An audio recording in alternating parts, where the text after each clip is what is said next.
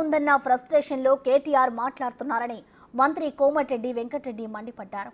కేటీఆర్ లా తండ్రి పేరు చెప్పుకొని రేవంత్ రాజకీయాల్లోకి రాలేదన్నారు. జెడ్పీటీసీ నుంచి మొదలై సీఎం స్థాయికి చేరారన్నారు. లోక్సభ ఎన్నికల్లో బీఆర్ఎస్ కు 2-3 స్థానాల్లోనే డిపాజిట్ వస్తుందని కోమటిరెడ్డి జోస్యం చెప్పారు. కవితను జైలు నుంచి బయటకు తెచ్చేందుకు బీజేపీతో కుమ్మక్కయ్యారని ఫైర్ అయ్యారు. ఇంకా 5వ తారీఖు 4వ తారీఖు కంప్లీట్ అవుతుంది.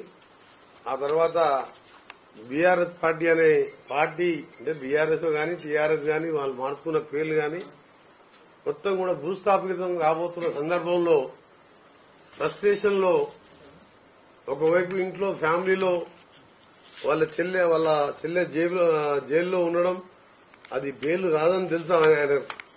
ఆ ఫ్రస్ట్రేషను, పదవి పోయిందని ఫ్రస్ట్రేషను, ఏం పోయిందో గాని కేటీఆర్ గారు ఒక చదువుకున్న వ్యక్తి, అమెరికాలో చదువుకున్నని చెప్పి చెప్పుకునే వ్యక్తి ఇవన్నీ పిచ్చి మాటలు మాట్లాడుతున్నాడు.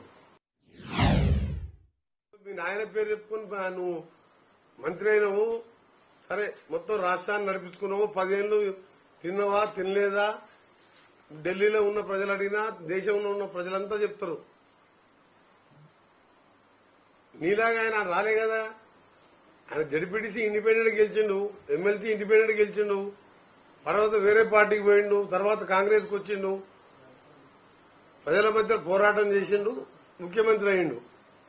నువ్వు ఆయనను పట్టుకొని సిగ్గుమాలిన పనికి మాలిన సీఎం అంటే మరి నిన్నేమని చెప్పాలి? కేటీఆర్ నిన్నేమని పిలవాలి? నువ్వేమైనా పొద్దున్న లేస్తే అమెరికా, గోవా, బాంబే తిరుగుకుంటా మొత్తం నలుగురు నేర్చుకుని నలుగురే ఐఏఎస్ ఆఫీసర్లు మొత్తాన్ని పక్కన పెట్టిండు. ఆయన చరిత్ర చెప్పాలంటే అందరికీ తెలుసు. ఆయన మొదటిసారి 80,000తో అక్కడ ఉద్యమకారుడు మన కేకే మహేందర్ రెడ్డి మొదటికెళ్ళి పార్టీ పెట్టినప్పుడు కేసీఆర్ ఉంటే లట్టుకుని వచ్చి ఎటు కూడా ఆ నాయన పార్టీ కాబట్టి ఆయన సీటు గుంజుకొని ఆయన పొట్ట మీద కొట్టావు. నువ్వు ఉద్యమకారుడు నువ్వా? రేపు 4వ తారీఖు ఏ స్థానంలో కూడా డిపాజిట్ వస్తలేదు. ఒక 2-3 స్థానాల్లో డిపాజిట్ వస్తున్నట్టు మాకున్న ఎగ్జిట్ ఫలితాలు గాని మీకు తెలిసినే తెలుసు, అందరికీ తెలుసు. అందరు అదే చెప్తున్నారు.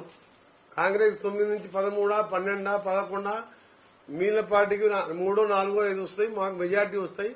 ఒక 2-3 సీట్లు టఫ్ ఉన్నా సరే మాకు 12కి తగ్గకుండా వస్తాయని నాకున్న 30 ఏళ్ల అనుభవం గాని నేను అన్ని జిల్లాలతో మాట్లాడిన సంబంధాలతో చూస్తే ఈయనకి ఒక్క సీటు వస్తలేదని చెప్పి ఈ రోజు మొత్తం కూడా మతి భ్రమించి ఇక పార్టీ ఇంకొక 4వ తారీఖు అంటే ఎంత చేయండి, ఇలా 23 అంటే ఇంకా 12 రోజులు పార్టీ అనేది లేకుండా పోతుంది. ఒక ఎమ్మెల్యే ఉన్నాడు, ఒక కార్యకర్త ఉన్నాడు, 17 స్థానాలు 14 స్థానాలు 15 డిపాజిట్ పోయిన ఉంటాడు ఆ పార్టీలో. మూసీ లాంటి ప్రాజెక్టు ఎప్పుడన్నా మీ కలలో కూడా వచ్చిందా? 6 లక్షల కోట్లు 6,90,000 కోట్లు అప్పు చేసినాం. ఇలా హైదరాబాద్, రంగారెడ్డి, నల్గొండ ఒకప్పుడు అది 1,04,000 ఎకరాలకు సాగునీరుతో పాటు సాగునీరు ఇచ్చే ప్రాజెక్టు మూసీ రివర్ అంటే వికారాబాద్ లో పుట్టి నేరేడు జిల్లా మండలం నల్గొండ జిల్లాలో కృష్ణాలో కలిసిపోయే తెలంగాణ ఏకైక రివర్ అది. ఆ రివరు కలుషితమైంది. అప్పట్లో జనాభా తక్కువ ఉండి ఏదో నడిచిపోయింది. ఎస్టీపీలు, పాత ఎస్టీపీలతో నిజాం కాలంలో ఇష్టం కట్టిండ్రు. కాంగ్రెస్ గవర్నమెంట్ కట్టినాం. ఆ తర్వాత ఈయన 6,90,000 కట్టే ఎప్పుడు మూసీ గురించి పట్టించుకోలే. ఆ మూసీ మురికి వాటర్ మీద ఒక కేబుల్ బ్రిడ్జ్ కట్టి అంతా హైదరాబాద్ అభివృద్ధి అయిందని చెప్పుకున్నాను.